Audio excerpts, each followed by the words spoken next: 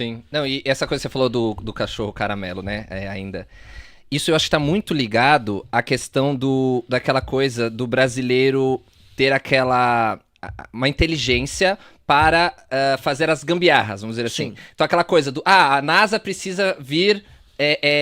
A NASA precisa estudar o brasileiro, não tem aquela coisa? Te amo, cara, você é muito bom. Eu odeio isso, cara. O Brasil precisa ser O estudado. quanto isso está relacionado com a figura do cachorro caramelo, né? Que é o cachorro que se adapta às situações e não busca, né, montar uma outra realidade, né? Pô, isso é fabuloso, tá? Assim, você me trouxe um raciocínio agora que eu vou usar agora sempre. Força. Qual é o raciocínio?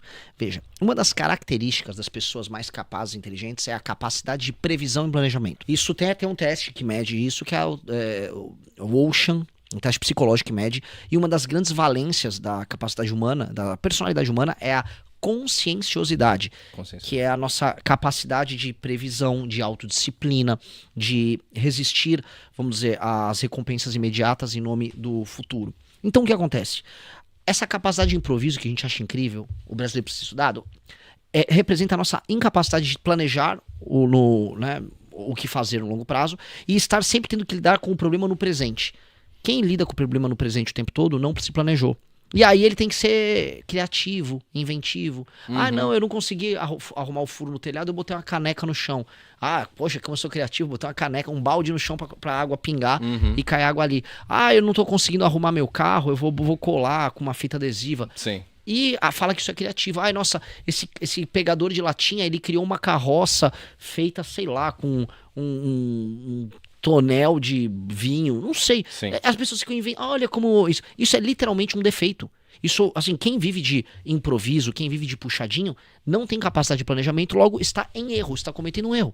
Então, esse é um grande ponto, porque a gente elogiar essa capacidade de se adaptar é justamente esconder a incapacidade de se planejar. Então, quem se adapta o tempo todo é quem não se planejou. Então, nós temos que parar de fazer puxadinho, nós temos que parar de resolver na criatividade, nós temos que, enquanto nação, fazer coisas planejadas pensando no futuro. Tanto que a nossa Constituição, o que é a nossa Constituição? Ela não foi pensada no futuro no Brasil, ela foi pensada no presente. É uma Constituição que garantiu assim, você tem todos os direitos agora. Mas você tem os direitos? Não. O Brasil, não, você tem direito à habitação, à moradia. Tem. O Brasil se favelizou. Você tem direito à saúde, direito à educação, você tem direito a um monte de coisa. Foi te entregue naquele momento, em 88. Pois bem, você não ganhou nada, não veio nada. Mas foi te dado no presente. O custo veio no presente. Dali em diante, essa Constituição foi inteira remendada. É uma das constituições mais remendadas do mundo, se não for a mais remendada no mundo. E, pois bem, esse remendo não é ele próprio um puxadinho? Sim. Não é ele próprio um improviso? Isso aí é o macro desse poder de adaptação, vamos dizer assim, da goteira que tá ali, elevada à última potência. Exato. Não é a favela isso? Pois. Que é uma adaptação. Olha que criativo, ele grudou uma casa na outra, ele botou E economizou um parede. Ele pegou um capô de um carro, amarrou com uns bambus, aí colocou um tijolo em volta e ele fez um quarto. Nossa, aqui o brasileiro precisa ser estudado. Ele não precisa ser estudado, ele precisa ser educado. Sim. É isso. Você falou um pouquinho da escala 6x1, e é até um tema que eu queria falar, que é muito interessante em ponto de vista do brasileiro que tá lá e do brasileiro que imigra, né? Que é um pouco do que a gente vai estar falando aqui, né? Essa vertente do que a gente está conversando aqui. E eu tinha notado isso e eu acho que você já deu a letra aí, eu vou emendar. Que é o seguinte, né? Eu percebo que essa é uma discussão, né? Que até tá voltando agora, acho que agora voltou às atividades legislativas agora depois do recesso, né? Sim. E eles voltaram a entrar em pauta esse assunto, certo? Pelo que eu entendi era isso. O que acontece? O brasileiro, ele trabalha com... o brasileiro está reivindicando nessa pauta que tenha uma escala de trabalho menor. Mas eu percebo que eu, como imigrante, vejo os outros imigrantes, a gente aqui no nosso podcast fala com muitos imigrantes, tanto aqui na Europa quanto imigrantes também nos Estados Unidos. Eles vêm aqui trabalhar e eles trabalham 7 dias por semana, trabalham com 2 empregos, trabalham final de semana, feriado, faz vários turnos, hora extra, faz tudo. Será que a pessoa querer, o povo, né, a população, buscar uma escala menor, diz respeito puramente à questão de carga horária, quantidade de dias e horas trabalhadas, ou será, na sua visão, que tem mais relação com a contrapartida que o Estado dá para ela em relação ao quanto ela trabalha, e também a contrapartida que ela tem em relação à sua sociedade, estabelecida ali. O que você acha sobre isso? Veja, as pessoas que mais são afetadas por um tipo de escala extenuante são pessoas que moram em grandes centros urbanos, que moram longe das regiões mais centrais e são obrigadas a pegar vários transportes até chegar no seu trabalho e depois voltar. Tem gente em São Paulo, isso é normal, que gasta 2 horas e meia para ir e 2 horas e meia para voltar no trabalho, com um ônibus lotado, quente, o metrô lotado, o metrô quente, no verão isso é um inferno, a pessoa não fica com a família, a pessoa vai, faz tudo isso e ganha R$3.500 no mês. Uhum. Vale a pena, isso não é vida. Essa pessoa tá vivendo uma espécie de uma escravidão moderna. Uhum. Eu concordo com isso. O que eu quero falar pra essa pessoa, e é muito difícil falar, porque eu posso falar pra ela, virar e falar assim, meu querido amigo, é porque o seu patrão, o dono da padaria que você trabalha, está te roubando. O dono da padaria não está te roubando. Não é simples não assim, é né? simples assim. Entendeu? Você vive num país muito pouco produtivo, em que o seu trabalho não é recompensado. Isso se dá por muitas razões, por muitas escolhas erradas que todos nós fizemos no Brasil. E não é assim, numa canetada, que vai resolver. Uma dica que eu vou dar: a gente pode até não se desgastar e eu ficar quieto sobre esse assunto como pré-candidato a presidente. Eu vou ficar quieto, porque o Flávio Bolsonaro vai ficar quieto. Isso se não votar a favor. Isso se não votar a favor. Ele vai ficar quieto. Ninguém vai fazer campanha contra. Eu posso só dar uma de oportunista. E dar uma dica, eu posso dar uma de oportunista e falar, grande conquista, vocês reduziram a carga semanal de trabalho, porque o projeto prevê isso, é uma redução da carga global de trabalho e, né, estabelecer uma escala máxima ali de dias consecutivos. Beleza, galera, vocês ouviram isso, é um caminho.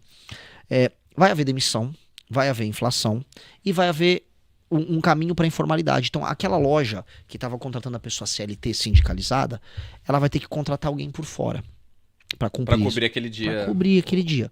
E ela não vai poder contratar CLT. Só Sim. que aquela pessoa vai botar ela no pau se ela não contratar ela CLT. Ou vai fazer uma PJ. Tarará. E aí vira insegurança jurídica. Tudo isso vira custo. E aí fica alimentando um juiz do trabalho que ganha acima do teto constitucional, numa justiça do trabalho que custa 23 bilhões de reais por ano. Se eu cortasse esses 23 bilhões de reais da justiça do trabalho, porque isso tudo pode ser assumido pela justiça civil. Não, esse negócio de ter justiça do trabalho é uma coisa brasileira e de algumas poucas nações. Você não precisa de um juizado especial para a parte do trabalho. Isso é um direito privado, entre privados, acordos celebrados entre privados.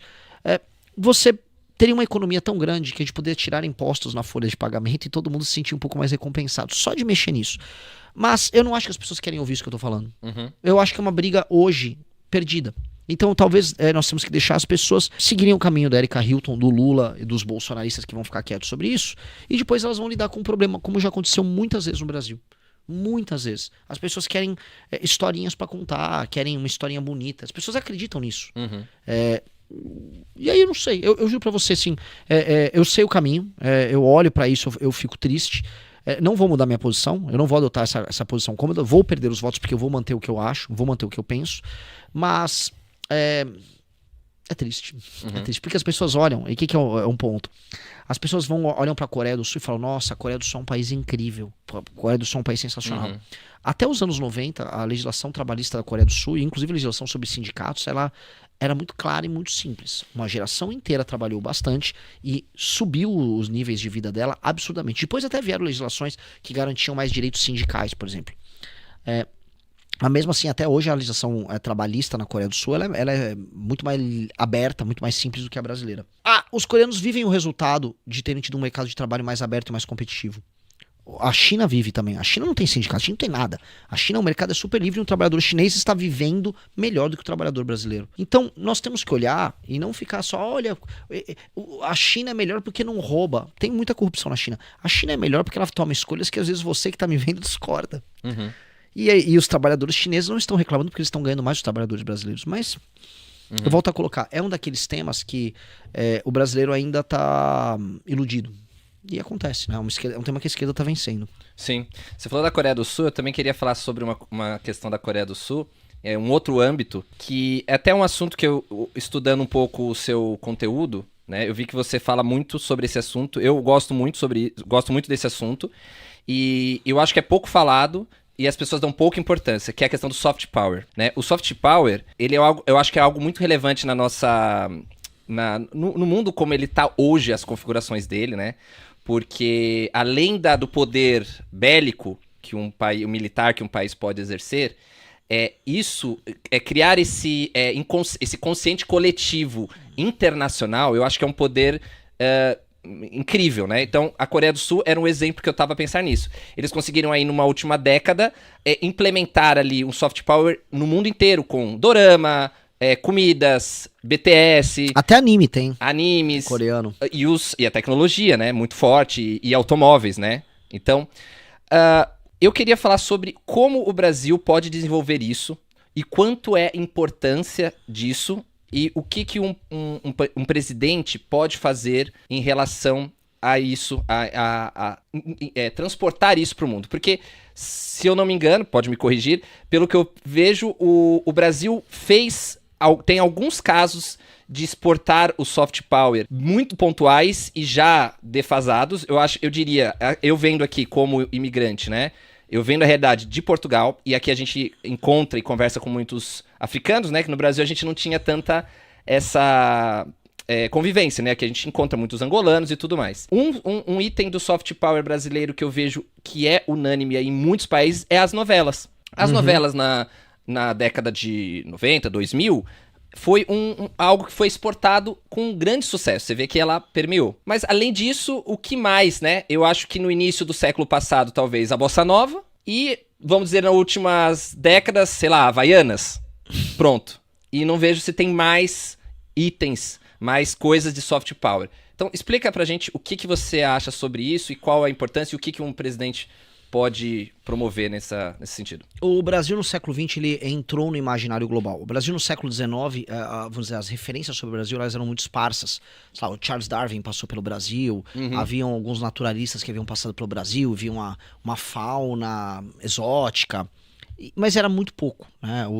Você teve no começo dos anos, no século XX, você teve começo pro meio, o Stefan Zweig, que é um escritor austríaco, ele escreve, né, O Brasil, o País do Futuro, um livro seminal em entender o Brasil como algo diferente, algo que se apresenta para o mundo de uma maneira diferente.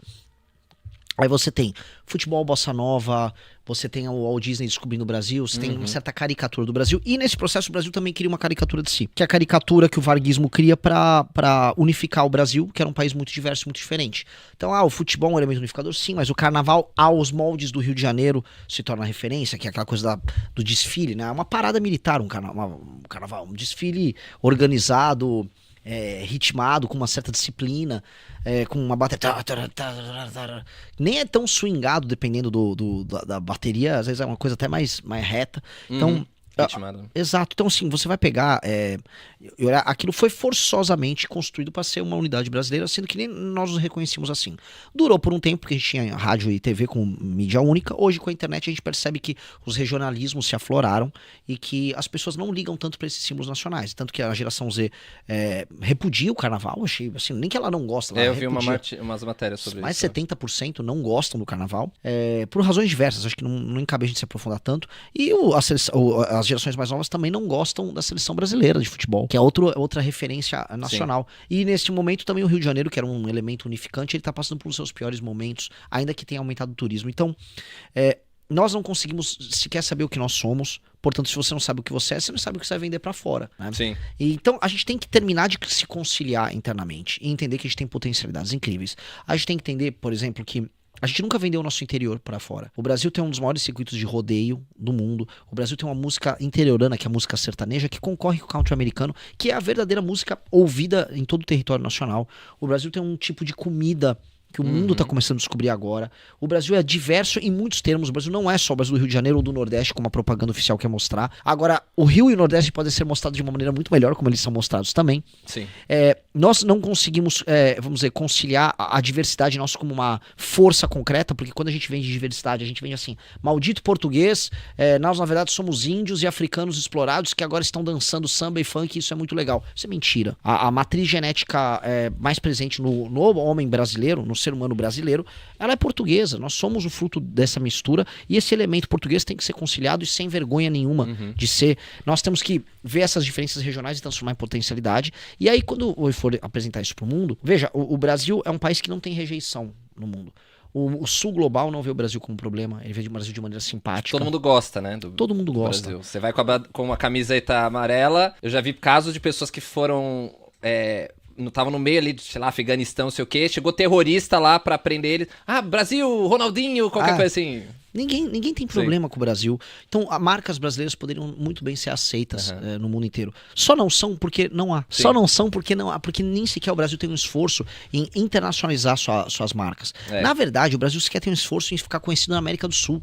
Você sai do Brasil pra andar em qualquer país da América do Sul, não tem produtos brasileiros. Nos mercados e tal. Nada. Não tem uma marca de roupa brasileira internacional. Isso eu vejo muito, porque aqui a gente vê o contrário, né, Renan? Por exemplo, não sei se você conhece, existe uma marca francesa, que é a Cassino. Uhum.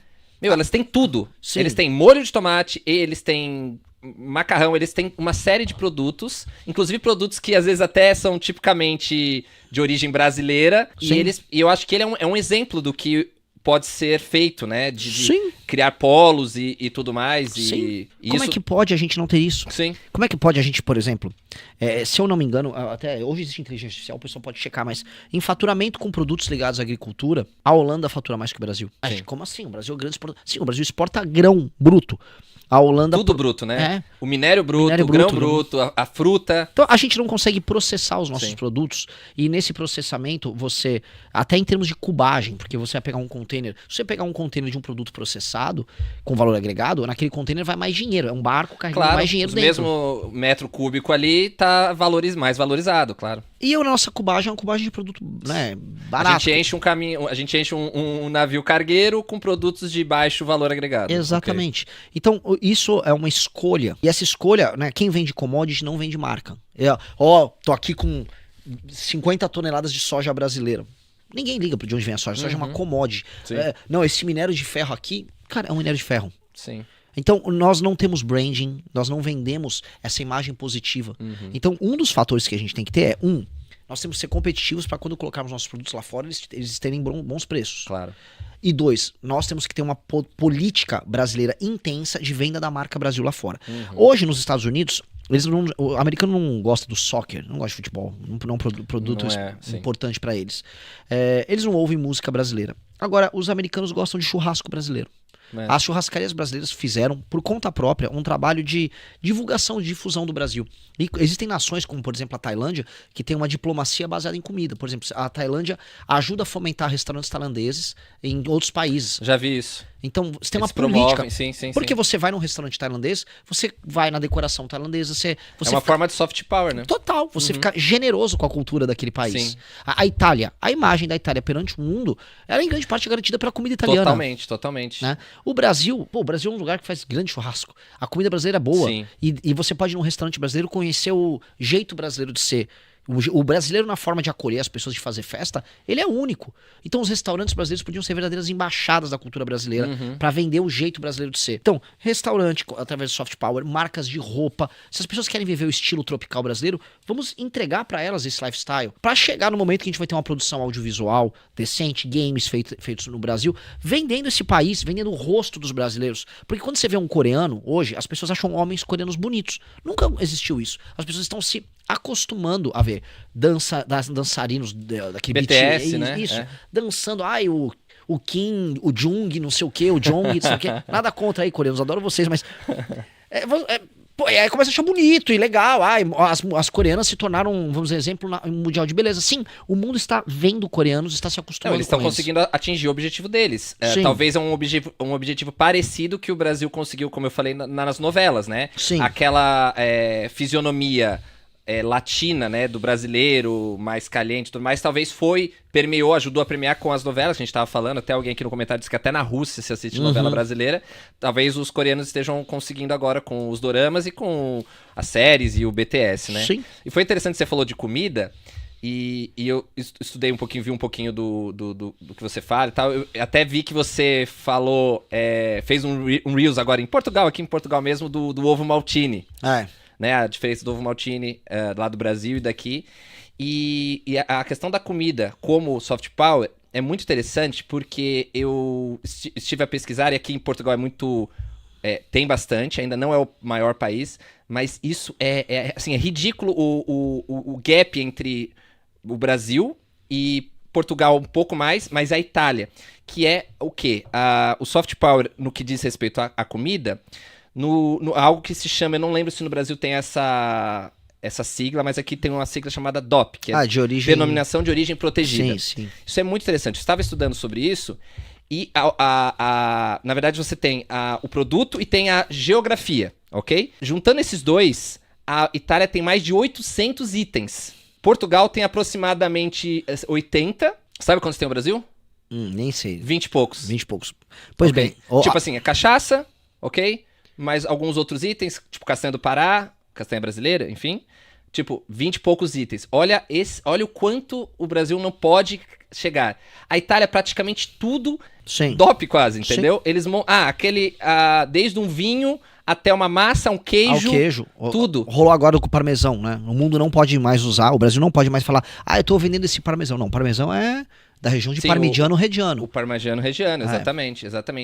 E a França também Sempre. tá logo atrás ali com isso. Tanto é que você, por exemplo, você vai tomar um champanhe, você não toma um champanhe, a não ser que ele for da região de Champagne. Sim. Você toma talvez um espumante. Sim. Enfim, mostarda Dijon e etc. E eu acho que a comida... Eu vi um vídeo, até a gente vai falar sobre esse vídeo, porque esse vídeo você falou sobre Portugal e a gente até fez um corte no nosso Instagram, você aceitou a collab e bombou, o pessoal ficou se matando nos comentários, a gente vai falar dele, que a comida é um item muito relevante da identidade de um povo. Sim. Ok? Então, se é algo muito relevante da identidade de um povo, o quanto o soft power pode ser exportado e reforçado à imagem desse país através da comida, né? Perfeito. E quanto será que o Brasil não pode ter essa visão, o Brasil pode exportar essa visão de produtos, né? Olha, quando você paga mais caro por um produto porque ele é italiano, você está pagando a mais por um italiano. Essa é a real. Você está pagando a mais para um italiano, você está dando um valor a mais por ele ser italiano, por ele ser daquela região. Você está vendo um valor intrínseco lá. Se eu falar, olha pessoal, comprem esse chocolate que ele é do Vale do Jequitinhonha. Todos os brasileiros que estão ouvindo vão achar que eu estou fazendo uma piada. Né? E na verdade eu nem sei se há produtor de cacau no Vale do Jequitinhonha. Foi só um exemplo. Eu usei um nome meu indígena pra pessoa que tentaram diminuir, igual fazem piada de Quixeramobim, essas coisas. Mas o lance, assim, nós não nos damos esse valor e o mundo também não dá esse valor a nós. E esses produtos de origem local, né, que você consegue estabelecer as regiões, foram uma política de muito tempo que a Europa já vem adotando e que vem cumprindo o seu papel. Naturalmente a gente podia ter isso, só que eu vou dar um exemplo como o Brasil ao contrário. O Brasil tem regras sanitárias das mais estúpidas possíveis para a produção de carnes, embutidos e laticínios. Então um produtor, vamos supor, você é um produtor de queijo da Serra da Canastra, é super hiper regulado. Se você é um mini produtor, você não consegue ter essa mini produção com um preço alto, porque se você for dar escala tem que jogar o queijo fora, que o queijo não está obedecendo uma determinada regra, ou seja, é tudo feito para te sabotar. Enquanto na Itália esse microprodutor vai vender o queijo por uma fortuna. Aqui em Portugal, o queijo da Serra da Estrela. Incrível, é assim, além dele ser um queijo maravilhoso, ele tem um valor agregado caríssimo. Os vinhos separados por região, as pessoas dão um valor a isso. No Brasil a gente sabota o cara. Eu tava conversando com pessoas que defendiam assim, vamos extrair bastante recurso no Nordeste, que as pessoas vão colocar valor agregado através da cultura da cabra. Linguiça de cabra, queijo de cabra. Tem a cabra já lá naquela região quente toda. Então você construir... Você diz no Nordeste do Brasil. Sim. Pois bem, não dá. Não dá porque o cara não consegue, com leite, tem uma quantidade que é um limite que você tem que usar. Ou seja, a legislação brasileira é inimiga disso. Ela impede o cara de construir isso, você não consegue construir marcas, não consegue construir nada. E aí a gente não consegue, na prática, valorizar o pequeno com a margem alta. Enquanto na Itália é absolutamente o contrário. A França é o contrário, aqui é o contrário. Não, lá é exatamente protegido, né? É protegido como se o Estado, o governo, ou enfim, a sociedade tivesse uma atenção como se fosse a joia ali, né? Sim. Exatamente. Então eles prezam por isso. Parece que esse efeito não acontece muito no Brasil, né? Dessa proteção. É meio que ao contrário, né? É minúsculo. E a gente não... Assim, vou dar um exemplo. O Brasil é o maior produtor de café do mundo. A Suíça com a Nespresso ganha muito mais dinheiro. Agora, assim, a gente Starbucks e tal. Assim, a gente já perde no valor agregado para Colômbia, perde no valor agregado para Etiópia, para outros produtores globais que trabalharam o branding melhor do que o café do Brasil. Dito isso, um suíço que nem planta café ganha mais dinheiro na cadeia porque ele industrializou, colocou branding e tal, e nós não. Né? Aí entra aquela questão das vantagens comparativas, que entra talvez um papel do Estado. Porque como é que o agente econômico no Brasil nunca pensou nessas potencialidades, nunca explorou isso? Nós já temos o café, nós temos área. Então, assim, a gente consegue ter escala e a gente consegue ter vantagens comparativas. Será que um investimento em brands, fazer uma parceria com uma outra marca global, juntar os agentes e falar, vamos vamos ficar com o valor inteiro da cadeia do café do mundo? Vamos ter uma concorrente, vamos inovar e fazer algo que não existe, mas que envolva café, pra gente tornar o café brasileiro essa marca mundial? Pô, a gente já tem o café. Nós já temos. Assim, não é que a gente tá saindo do zero. Essas coisas eu olho, né? Nesse ponto eu sou muito liberal em termos fiscais, mas eu viro um chapeuzinho meio Ciro Gomes, as pessoas vão zoar, que é, se a base pra você ter uma cadeia produtiva com maior valor agregado tá dada, por que e ninguém tá fazendo? Por que o Estado não vai lá e cutuca pra gente tentar resolver isso aqui? Porque claramente tem o potencial. E a gente só falou de uma coisa. O melão do Rio Grande do Norte, eu falo isso direto, é um outro exemplo. Frutas no Vale do São Francisco é outro exemplo. Produtos que são sensacionais, mas que nem os brasileiros próprios conhecem. Do exemplo da cajuína. O pessoal falou aqui do açaí também, que a gente esqueceu. Açaí é uma que já conseguiu ter uma penetração estrangeira ali. Agora, o açaí, veja assim, o açaí até ele é uma coisa Brasil, açaí. Já tem açaí sendo feito no Sudeste Asiático. A gente nem conseguiu criar uma marca global de açaí. A gente basicamente tá na etapa que a gente vende a polpa do açaí. Não é que a gente tá vendendo um produto já processado. Nós vendemos polpa congelada de açaí. Pô, galera, será que não dava pra avançar 1 ou 2 estágios na cadeia de produção, né? Nós precisamos disso. Não, e eu acho que o Brasil tem publicitários, marqueteiros premiados internacionalmente. Eu acho que não tem falta de, não só do produto, como você disse, mas também do recurso humano para fazer isso acontecer, né? Acho que o que falta? Falta vontade política, investimento. Muitas nações adotaram políticas de estado de promoção de marcas e símbolos nacionais. E o Brasil zero, né? Zero. Assim. E até tem uma agora, mas ela não digo que ela é boa pra gente. A JBS Friboi. A JBS Friboi é uma empresa basicamente 2 bandidos, que é o Joesley e o irmão dele. Esses caras controlaram o mercado de carne, usaram financiamento. Eles são bons na área deles, mas usaram financiamento, compraram quem precisava comprar. São 2 gangsters. Depois foram praticar, vamos dizer, seu banditismo nos Estados Unidos, compraram um monte de gente. Hoje são os maiores produtores de proteína animal do mundo. Sim, o pessoal da Ambev também. Sim, mas eles andam com o Lula. O Lula fica viajando com os caras. Mas porque eles são bandidos, não porque é uma política brasileira de promoção da carne brasileira. Até porque eles estão indo lá vender carne americana também, não só brasileira. Né? Mas, veja, eles já andam com o Lula pra isso. Isso tinha que ser uma política nacional, assim, olha, tá aqui essas cadeias nossas, em que nós temos vantagens comparativas e que nós podemos criar marcas globais. O presidente do Brasil vai viajar pelo mundo fazendo isso. Eu já falei, eu vou fazer a diplomacia do churrasco. Como presidente da República, eu vou parar em todos os países e eu vou fazer um churrasco pros chefes de Estado, pros empresários locais. O pessoal vai tomar cajuína São Geraldo, vai comer um churrasco, vamos fechar negócio nesses lugares. Os próprios líderes também têm esse papel, através da sua do seu papel como com sua diplomacia, né? Sim. Sim, é um papel. O Estado. E assim, nada que outros estados considerados liberais já fizeram. Vários estados promoveram seus produtos como parte de uma estratégia global de divulgação e ganhos em escala no comércio global. Coreia fez isso, Japão fez isso, China faz isso. A gente não faz. A gente não faz.